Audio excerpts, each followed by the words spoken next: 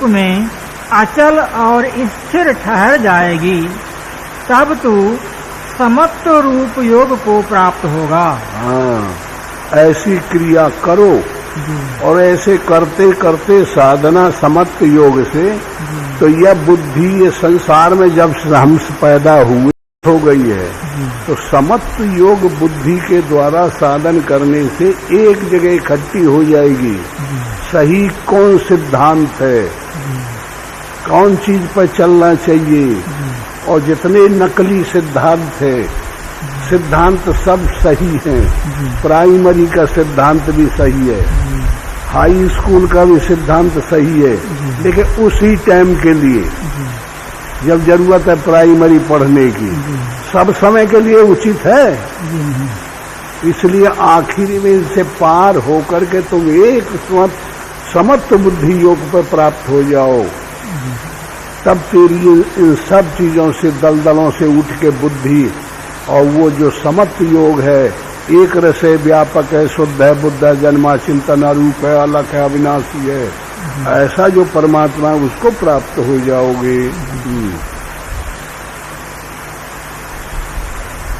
अर्जुनवाच स्थित प्रज्ञस्य का भाषा समाधिस्थस्य केशव स्थित धी किम प्रभाषेत किमासीत ब्रजेत किम। अब वो पहले जो रोना रहा वो पटाएगा हुआ का, और जो हाथ से में कांपत रहे धनुष नहीं दिया हुआ था ना, धनुष है ध्यान, समझे। ध्यान के द्वारा जब भगवान में तो करेंगे तो काम मर जाएगा, उधर जाएगा नहीं, मर जाएगा ना, क्रोध मर जाएगा। ये धनुष के द्वारा मारे जाते हैं इसे। बाण है, वाणी जो आदि वाणी है, जो अनुभव से वाणी मिलती है, अनुभव सहित वो वाणी है, और ध्यान धनुष है, और त्याग तर्कस है, ये होना चाहिए, समझे। एक के द्वारा इन दुश्मनों को मारना पड़ेगा। यही से भगवान जो राम होकर के परमात्मा होके और धनुष धारण किए रहे, ऐसे उन्हों का हो ही जाए। ये कोई अच्छी बात थोड़ी। तो जब अगर ये धनुष ही से दुश्मन का मारना था तो सब महात्मा धनुष का ही नहीं रखते जो के काम करो दुश्मन है, कोई रखता है तो राम का ही रखते रहे। राम तो महात्माओं के हृदय में एक तत्व है, उसको रखना पड़ेगा। जैसे कृष्ण आगे कहेंगे कि अर्जुन मैंने तुम्हारे ऊपर कृपा की है, तुमको मैंने विराट स्वरूप दिखाया है, और ये न तो किसी को दिखाया गया, न दिखाएंगे, न कभी देखा, ये केवल तुमको ही देखने का पड़ेगा, तुम ही देखे तो बस हो गया। कृष्ण और अर्जुन सीमित अपने तक रह गए, दुनिया से कोई मतलब रह गया, और तो न देखेगा। तो अब ये कहे प्रयास कर रहे बाबा लोग के हम भजन करेंगे, हम भी देखेंगे, हम भगवान को पाएंगे, व्यर्थ हो गया ना। ऐसा मतलब नहीं है इसका। वो कोई आदमी थोड़ा ही है अर्जुन, वो कोई आदमी थोड़ा ही है अर्जुन। अर्जुन तो हमारे तुम्हारे अंदर अनुराग है, तो अनुराग हम लाएंगे तो हमको दिखाएंगे, वही अर्जुन देख लेगा तो हमारा कल्याण हो जाए। अनुराग तुम ले आओगे तो कृष्ण गाइड बन के नहीं दिखा देगा। नहीं समझ में आ रहा, ये इनसे समझना चाहिए। और हम लोग साधारण आदमी देहाती क्या समझ लेते हैं, अर्जुन तो आदमी था तो अर्जुन के लिए किए थे, हमारे लिए थोड़े करेंगे। आए तो समझ में आएगा। ऐसे चक्र भी फंसे पड़े हैं ये तमाम बातें, ये शैली से समझने की जरूरत है। हाँ, इस प्रकार भगवान के वचनों को सुनकर अर्जुन ने पूछा, हे केशव, समाधि में स्थिर बुद्धि वाले पुरुष का क्या लक्षण है, और स्थिर कैसे बोलता है। अब कृष्ण ने जब कह दिया कि जब समत्व बुद्धि योग तुम प्राप्त कर लोगे तब तुम मुझे समझ जाओगे, और फिर ये जो नाना सिद्धांत है समाज में, इनके दलदलों से निकल आओ। तब अब ये के पास कोई क्वेश्चन नहीं रह गया। तो ये कहता है कि वो आदमी कैसे रहता है फिर जब वो आपको पा जाता है, ध्यान लग जाता है और तुमको प्राप्त कर लेता है, तो कैसे बैठा रहता है, क्या करता है, कैसे उसके कर्म खत्म हो जाते हैं, कैसे परिणाम त्याग हो जाता है, अब ये समझने की जरूरत है। तो वो बताएंगे। प्रजहाति यदा कामान् सर्वान् पार्थ मनोगतान् आत्मन्नेवात्मना तुष्टः स्थित प्रज्ञस्तदोच्यते। उसके उपरांत श्री कृष्ण महाराज बोले, हे अर्जुन, जिस काल में यह पुरुष मन में स्थित संपूर्ण कामनाओं को त्याग देता है, उस काल में आत्मा से ही आत्मा में संतुष्ट हुआ स्थिर बुद्धि वाला कहा जाता है। दुखेश्वर तो समझ में आ रहा है ना? हाँ, कि जो स्थिर बुद्धि हो जाते हैं वो किसी चीज में उद्विग्न को प्राप्त नहीं होते, परेशान नहीं होते। उन्हें मालूम है ना बीमारी आ गई और घसा दरवाजे घबरा जाएगा, उसको आएगी तो कहेगा कि ठीक है आ जाने दो, ये बीमारी नहीं है। हमारा एग्जाम लेने आई, हम सही एडजस्टिंग हैं कि नहीं, बड़ी भारी खुशहाली आ गई एक अचानक, उसमें हर्ष को प्राप्त नहीं होगा। नो, ये क्या है? कुछ नहीं। ये बड़ी भारी खुशी रंज को देने वाली होगी। अगर हम इसमें खुशी मानेंगे तो तत्काल इसके बाद में दुख होना पड़ेगा, इस दलदल से दूर होना है। तो जो बुद्धि स्थिर योग वाला बुद्ध साधक होगा वो दुख में सुख में समत्व रहेगा, हर्ष में अमर्ष में चलायमान नहीं होगा, हानि में लाभ में एक रस रहेगा। यही पहचान है उसकी। तो ये स्थिर बुद्धि योग वाला साधक कैसे रहता है, यही पूछा है ना। बताएगा समेट कैसे लेता है। कछुआ तो ऐसे पकड़ समेट लिया, और साधक कैसे समेटेगा आगे बताएगा।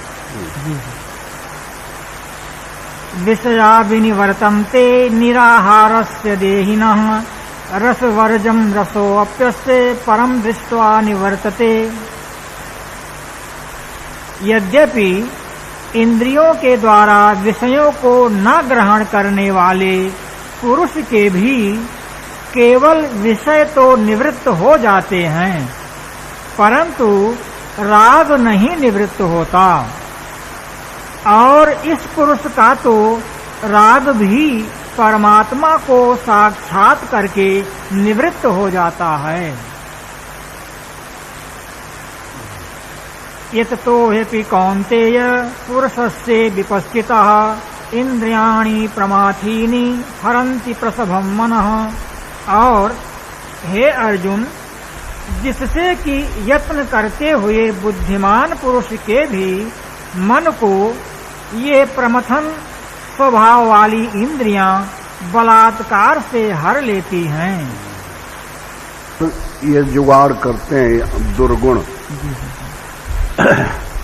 जब कामावेश आदमी होता है तो ये विवेक रोकने वाला है कि भाई हमारा धर्म है कि भगवान का रूप है, स्त्री माता है, गुरु बताता है कि तेरे से बड़ी है वो तेरी महतारी के तुल्य मानो, तेरे बराबर है वो बहन के तुल्य मानो माताओं को, तेरे से छोटी है वो बिटिया मानो, तो तेरी विवेक बुद्धि ठीक रहेगी। और जब कामदेव मेघनाद जोर लगाता है वो कपा धरोहर बड़ी भारी शक्ति रखी है, जो आखिरी दाव लगाता है तो ये विवेक शक्ति को नष्ट कर देता है, लक्ष्मण को शक्ति मार के हनन कर देता है, विनाश कर देता है। तो ये क्षमता ही नहीं रह जाती कि अब मैं जो है तो उसको पतन कर देते हैं, ये गिरा देते हैं। तो इस प्रकार जैसे मिलिट्री में युद्ध पोत आते हैं, हथियार होते हैं, 2 इंच मोटर होती है, 3 इंच मोटर होती है, TNT है, ग्रेनेड है, ये सब हथियार हैं। तो दुश्मन अगर ऐसे बैठा है तो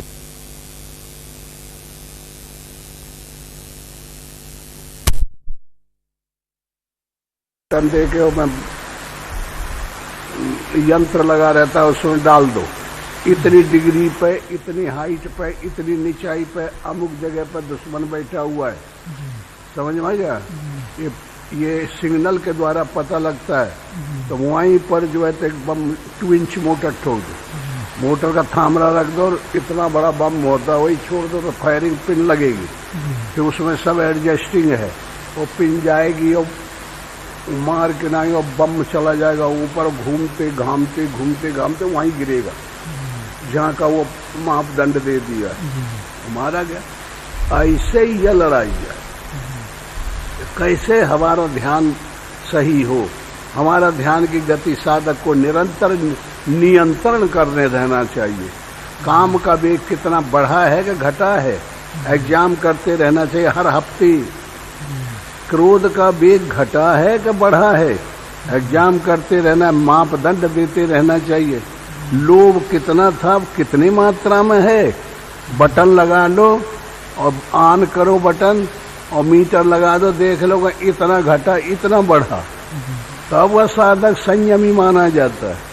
और जे के अंधकूप अंधियारा साधु भाई अंधकूप, यही ये पता ही नहीं है और वो पर कोनो अर्थ ही नहीं है, प्लान ही नहीं है, तरीका ही नहीं मालूम है, तो जबरदस्ती लड़के को था पा जाए।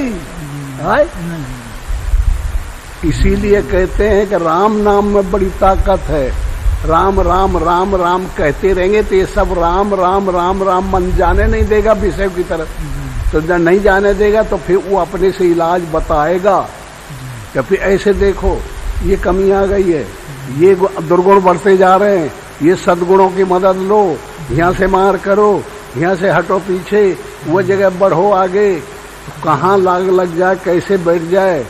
युद्ध रत रहना है हमेशा पूरा जीवन, तब जा करके नदी है, हिमालय पहाड़ से गंगा निकलती है, जमुना निकलती है, सरयू निकलती है, कभी बंद होती है। ये युद्ध है, खल खल खल खल खल खल कल कल करती हुई, अरार तोड़ते हुई, गंदगी खींचते हुई, और जितना अल्लम टल्लम करते हो, जब तक समुद्र में न पहुंच जाएगी तब तक उसे शांति है। सरिता जल निधि में जाई, होए जीव जो जीव अचल पाई, आया है ना रामायण में। हाँ, होए जीव होए अचल जीव हरि पाई आएगा। इसी प्रकार हमारी जब से शुरू हुई गति निरंतर संरक्षित होनी चाहिए और हर चीज की जांच करते रहना चाहिए। यहाँ कमी आ गई है, अब नहीं जांच करेंगे तो अंदर अंदर एक तत्व की शाखा टूट गई, नहीं समझ में आया, और वो धीरे धीरे चोर तो आए, काम क्रोध लोभ मत और घुसी आए, और जब तोड़ दिए तो फिर पीछे पता चला जब हमारी शाखा टूट गई, तो फिर एक से सब बंधे हुए हैं। अगर काम आवेश हो गया आदमी तो क्रोध अपने से आ जाएगा, काम में दिक्कत आएगी तो नाराजी होगी, लोभावेश हो गया तो लोभ नहीं मिलेगा तो नाराजी होगी तो क्रोध आ जाएगा, मोहावेश हो गया ये मेरा है तो बस तड़ाक देखते ना बाबा लड़ जाते, तड़ाक देखे। हाँ। और जब महात्मा पना समत्व बुद्धि योग आ जाए तो लड़ाई होगी, कि उसे कोई मतलब है, छूने की जरूरत है नहीं, अपने आप स्वभाव बन जाएगा, अपने आप धारणा बन जाएगी। बस स्वभाव तो है, समत्व में हमें ढालना है, हमें कोगत्व में नहीं ढालना है, हमें काम क्रोध लोभ मोह आशा तृष्णा विषय वासना में नहीं ढालना है, ये गली कुचड़ में नहीं घुसना है। हमें तो जो ऑल राउंड सब में भगवान है, एक रस है, व्यापक है, सब में ईश्वर को देखना है। ऐसे मैदान में विचरण करना है और ध्यान और नाम और रूप और लीला ये सब को लेते रहना है, जिससे कि दुश्मन मोर्चा बंधा रहे, पहरेदार खड़े रहें कि दुश्मन काम अटैक न कर जाए, क्रोध अटैक न कर जाए, मोह अटैक न कर जाए। समझ में आ रहा है? हाँ, वही है कि चाहे लेटेस्ट तरीके से युद्ध होते, चाहे अध्यात्म तरीके से मान लो इस, तो जब साधक पर युक्ति आ गई तो तमाम तरीके हैं, सब जगह मिला लेगा वो। हाँ, पढ़ो। ये सबसे अच्छी बुद्धि है, एक ये गुण है, ये कुदरती भगवान ने दी है, ये जीवन में हर एक को मिलती है। मन का काम है संकल्प विकल्प करना, बुद्धि का काम है निश्चय करना, खाली निश्चय। हाँ, चित्त का काम है बार बार चिंतन करना, ये क्या है, ये क्या है, ये कैसा, ये ऐसा हो जाए तो ऐसा हो जाए, ऐसे पकड़ लिया जाए तो ऐसे आनंद आएगा, ऐसे होगा तो ऐसे होगा, ये चित्त का काम है। और मन का काम है संकल्प विकल्प, और अहंकार का काम है उनको एनर्जी रिले करना। हाँ, ईगो अहंकार देना, हाँ हाँ करो, लो करो, लो। तो इसमें बुद्धि जो मंदोदरी है, बुद्धि है मंदोदरी। मंदोदरी किसकी महरिया है? हाँ, रावण की। मंदोदरी ये सब महात्माओं की कल्पना है। मंदोदरी का मालूम जानते हो? मन को दोदने वाली, मन को समझाने वाली, उसका नाम है मंदोदरी। दोदर मान कहता दो, इसको समझाओ, दो दोदने का मतलब होता है समझाने का। हाँ, कहीं भी रामायण में किसी प्रसंग में देखा जाए, मंदोदरी राम का विरोध नहीं करेगी, या कहीं जी नहीं, कभी नहीं किया। और राम पति मानती है वही रावण को, और वही को बचाने में लगी है, बचाने में लगी है, बचाने में लगी है, जानती है। सबसे पहले परमात्मा उधर से साधक की तरफ कुछ देन लेन रास्ता करते हैं, तो वही बुद्धि का रास्ता एक है, पहले वही में आता जाता है। फिर उसके बाद मन है, फिर उसके बाद अहंकार है, फिर उसके बाद चित्त है, पीछे मिलते हैं। इसलिए बुद्धि बहुत अच्छी होनी चाहिए। इसलिए सबका निर्णय ये जितने अवयव हैं, सबका निर्णय बुद्धि पर जाए, बुद्धि योग को प्राप्त कर ले, मिल जाए परमात्मा से। परमात्मा समत्व है, सम्मय है। परमात्मा ऐसा नहीं है कि कहीं ज्यादा है कहीं कम है, जैसा कि पुराणों शास्त्रों में गलत सलत भर दिया है। क्या लिखा है कि राजा में भगवान, राजा में भगवान का तेज होता है, गरीब में फिर क्या का तेज बताई है पुराण? गरीब में क्या का तेज आए? हाँ, ये ऐसे बुरे भाषा में कायदा से बोलते बोलते फंस जाना पड़ता है। फिर साधक साधारण वाले जो होते हैं वो भ्रम में पड़ जाते हैं, फिर उठ नहीं पाते। अब इन पेचीदे मामलों को फिर गुरु लोगों को समझाना चाहिए, और समझने वाला कोई हो तभी वह समझी। आयरन से न बताना चाहिए कि जन न मतलब तो है ही नहीं हो, अरे उनका पीले पर है। हाँ, तो इसलिए कृष्ण भगवान यह गाइड है, और अर्जुन एक साधक है, और अर्जुन उनके अंतःकरण, साधक के अंतःकरण में अनुराग है। अनुराग सबसे नजदीक पहुंच जाता है परमात्मा के। इतना मालिकुल है, इतना बारीक है कि वो पहुंचता है, धर्म नहीं पहुंचता है। बड़ा भाई धारेती धर्मा, धर्म सकल व्याधिन कर मूला, धर्म ही सबसे बड़ी चीज है। जब धारण कर लेंगे परमात्मा को तब आएगा ना धर्म। और जब धारण कर रहे हैं और बिगिन आ रहे हैं, उस समय अर्जुन तीर पड़ेगा, भीम तगड़ा पड़े, भाव तगड़ा पड़ेगा, नियम तगड़ा पड़ेगा।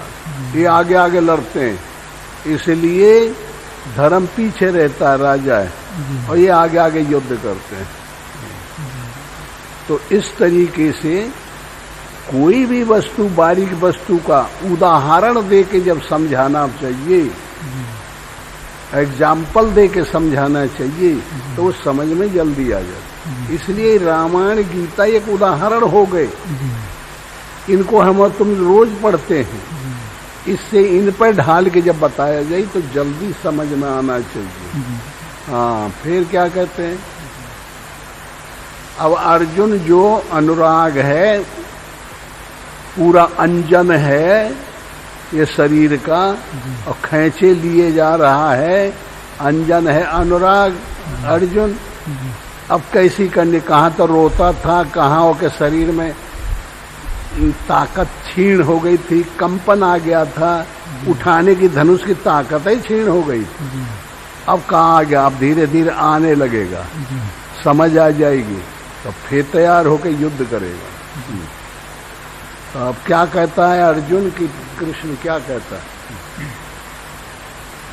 नास्ति बुद्धिर अयुक्तस्य न च युक्तस्य भावना न च भावयतः शांतिर अशांतस्य कुतः सुखम।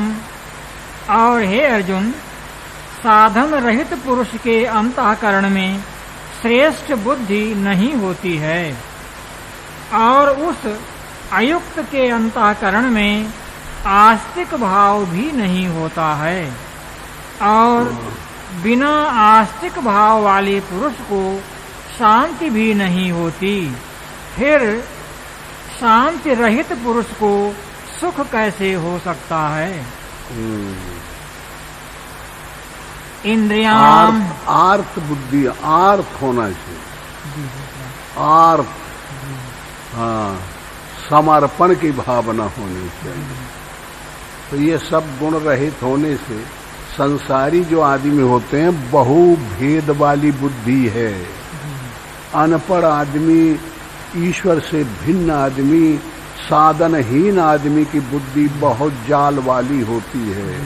वो के अंतःकरण में काम हजारों प्रकार से जकड़े बैठा है, ऐसे पकड़ लिया है उसको 20 जगह से।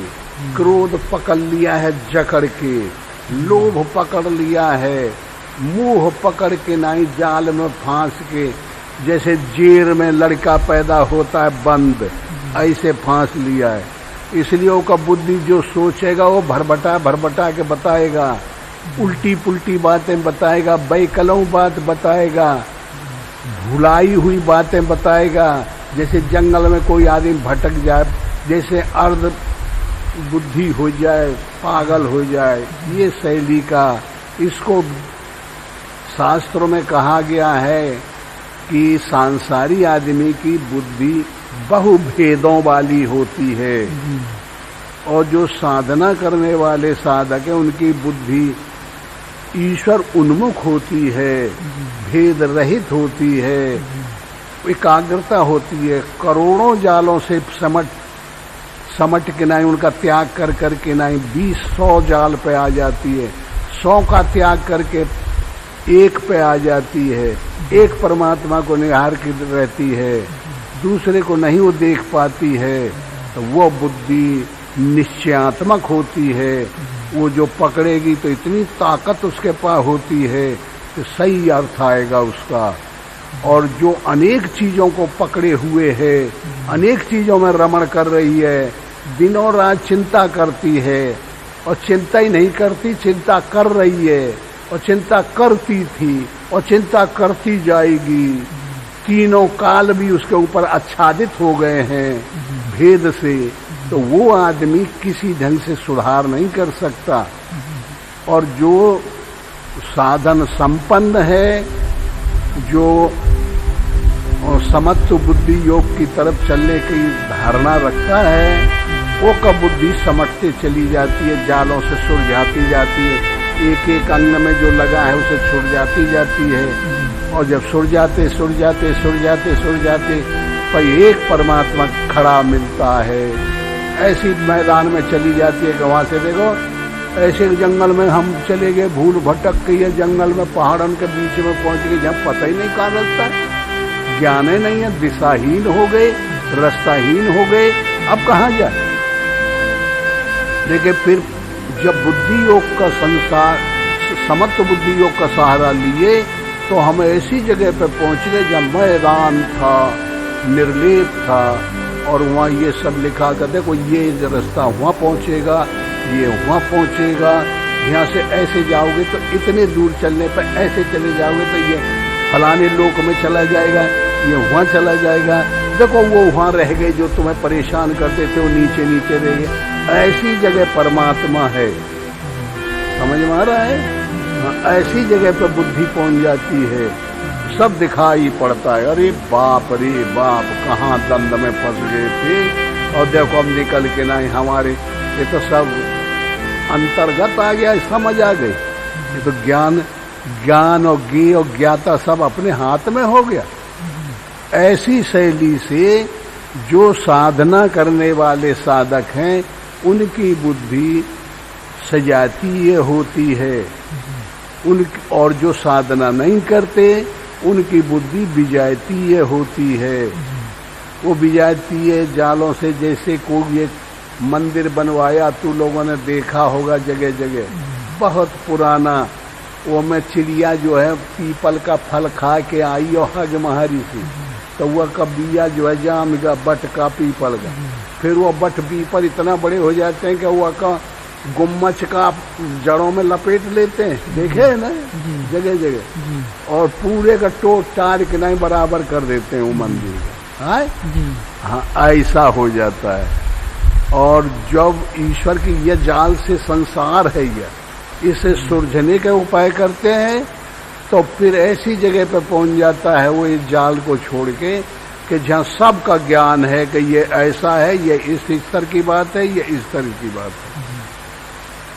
जैसे एक अज्ञानी साधक है, भाषा का ज्ञान नहीं रखता, ग्रामर नहीं जानता, 12 खरी नहीं पढ़ा है, भाषा नहीं बना सकता, आदान प्रदान भाव का नहीं कर सकता, तो संकोच के मारे वो बात नहीं करता। बड़े सभ्य समाज में कटने की जाए चाहेगा कि हम ना बोले, अलग हो जाए। और जो पढ़ा लिखा है तो क्लियर कर लेता है ना, नाउन प्रोनाउन एडजेक्टिव एडवर्ब ये सब क्रिया ऐसे शब्द बनेंगे, मालूम है ना उसको। ऐसे ही अध्यात्म विषय है, तो यह मौलिक चीज है, ये जो है तो ब्रांच वाली चीजें हैं, संसार की चीजें। तो साधना जो है एक मौलिक चीज है, मनुष्य का परम कर्तव्य है कि हम साधना करें, और ये मौलिक चीज है। शरीर हमारा इसीलिए पैदा हुआ है, और जाके फांसी लगाने के लिए नहीं हुआ है कि जाल में फंस के मर के पड़ जाएं और माया में पड़ जाएं। उससे छुटकारे पाने के लिए भगवान ने दिया है, और भगवान ने तरकीब बता दी है, युक्ति बता दी है, तरीका बता दी है, हमको साधना दी है।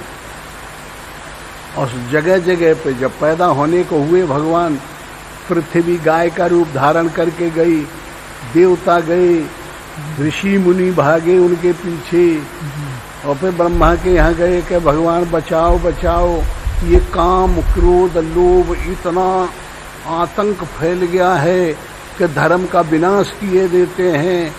एक शाखा जो धर्म की चीज है, सजातीय सत्य का पक्ष है, वह नष्ट हुआ जा रहा है, तो यह भार इतना बढ़ गया है कि मुझसे सहन नहीं होता।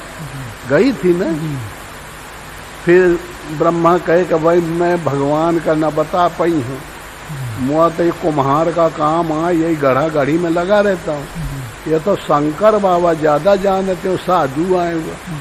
तो उनके पास चलो, तो उनके पास जब गए तो कहे बोले महाराज अब कहाँ जाएं, आप बताइए भगवान कहाँ मिलेंगे, साकेत में मिलेंगे कि जो बैकुंठ में मिलेंगे, कौन लोक में मिलेंगे। तो वो कहे बोला अरे भुआसर ना बनो, तुम यहीं चिल्लाओ यहीं मिल जाइए, भगवान कहीं एक जगह रहते हैं का? भगवान तो कोई व्यक्ति मान लिए हैं कि एक वस्तु है। भगवान तो इतनी चीजें अनंत, आदि से अंत नहीं उसका। बस उसमें हम एक राई के जैसे जाके गिर जाते हैं, और वो ऐसी चीज है। तो वो यहीं है, सब जगह व्यापक है। हाँ, प्रेम से प्रकट होए में जाना, क्या कहा? हरि व्यापक सर्वत्र समाना, सर्वत्र समाना, प्रेम से प्रकट होए में जाना। हाँ, प्रेम करो। तुम प्रेम न करने से तुम्हें यह दुख पैदा हुआ है। हे पृथ्वी, तुम भूल गई हो, तुमने अपनी साधना छोड़ दी है।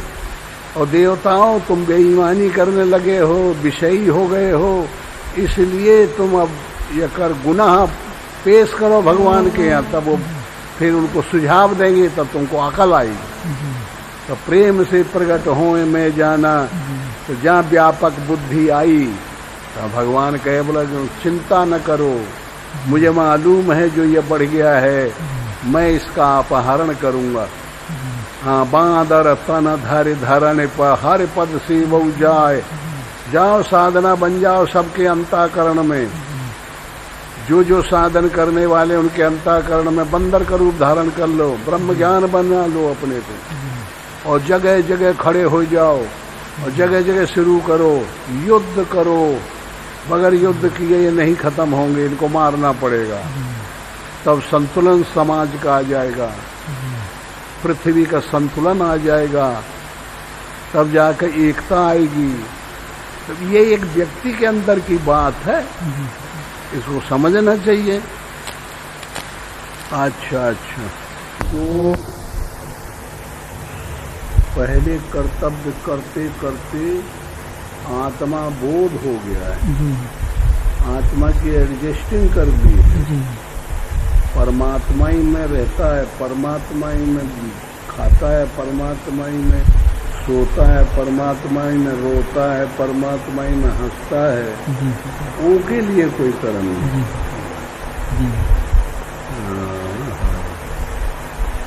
अलग अलग स्तर की बात है। और समझदारों आगे जो प्रगति कर गए उनको चाहिए कि संसार के कल्याणार्थ, दूसरों के हितार्थ अपने कर्म से निवृत्ति हो गई है, तो कर्म इसलिए करे कि दूसरे उसका अनुसरण करें। इसलिए यह परंपरा हमेशा लिए चलने चाहिए।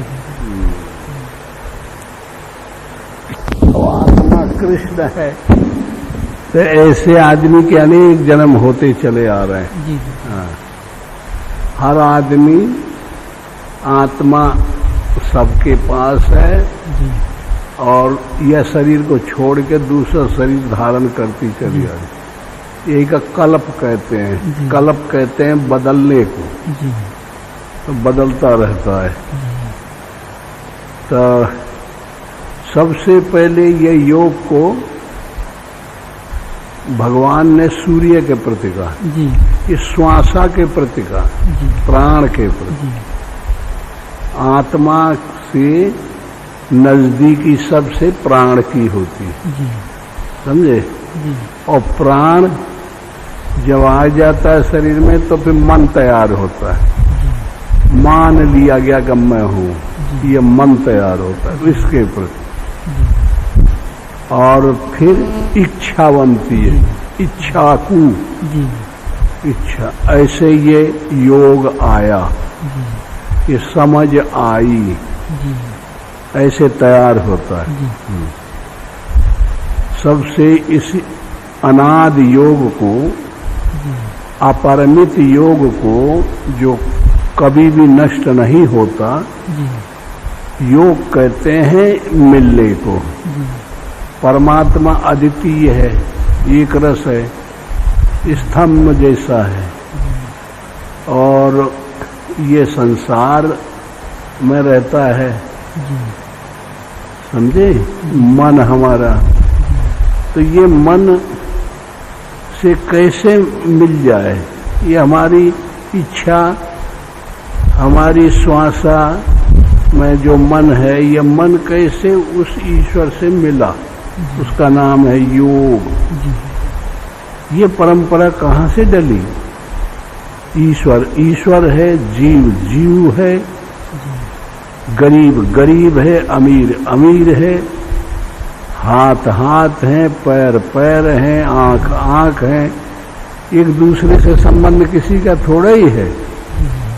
तो ये कहाँ से परंपरा नई सी निकल गई कि परमात्मा से, परमात्मा जो अनाद है, अकल है, अनीय है, अभेद है, एक रस है, ऐसा निर्लेप, निर्गुण, क्या ये हाथ भी हो सकते हैं? क्या ये मस्तक भी हो सकता है? क्या आंख भी हो सकती है? इससे मिल सकते हैं?